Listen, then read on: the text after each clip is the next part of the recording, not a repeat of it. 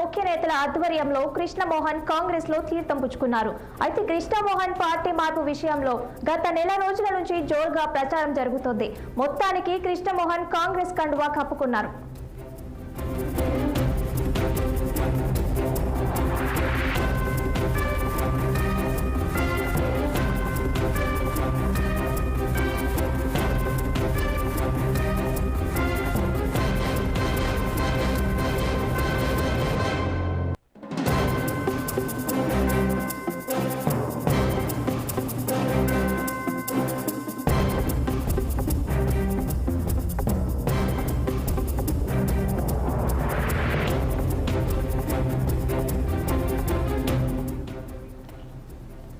Jogulamba Gadwal MLA పండ్ల కృష్ణమోహన్ రెడ్డి కాంగ్రెస్ పార్టీలో చేరారు. ఈ మేరకు ముఖ్యమంత్రి రేవంత్ రెడ్డి ఇతర ముఖ్య నేతల ఆధ్వర్యంలో కృష్ణమోహన్ కాంగ్రెస్ లో తీర్థం పుచ్చుకున్నారు.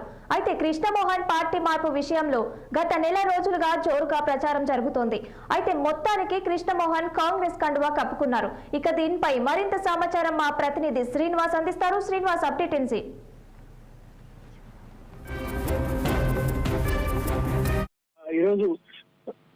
ముఖ్యమంత్రి రేవంత్ రెడ్డితో పాటు కాంగ్రెస్ ఇన్ఛార్జి దీపాదాస్ సంబంధించి మంత్రి జూపల్లి కృష్ణారావు, అదేవిధంగా దానం నాగేందర్ సమక్షంలో కాంగ్రెస్ లో చేరారు. అయితే ఆయనకి కాంగ్రెస్ కండువా కప్పి సాధారణంగా ఆహ్వానించారు.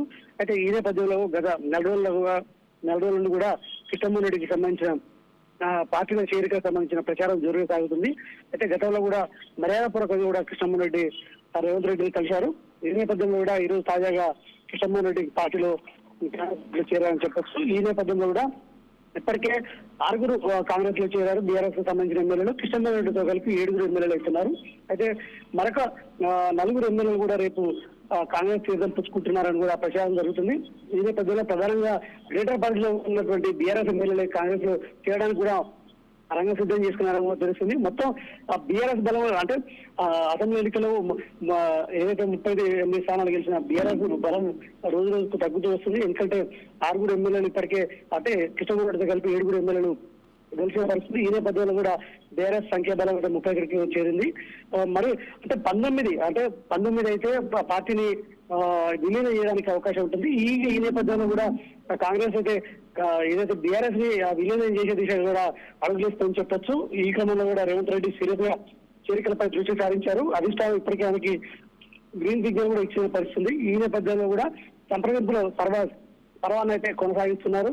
అయితే ఈ నేపథ్యంలో కూడా రేపు మరికొంతమంది కాంగ్రెస్ లో చేరతారా అంటే 4 చేరతారని ప్రచారం జరుగుతుంది. మిగతా కొంతమంది కూడా కాంగ్రెస్ కు కప్పుకోవడానికి కూడా రంగం సిద్ధం చేసుకున్నారని అయితే ప్రచారం జరుగుతుందని చెప్పొచ్చు.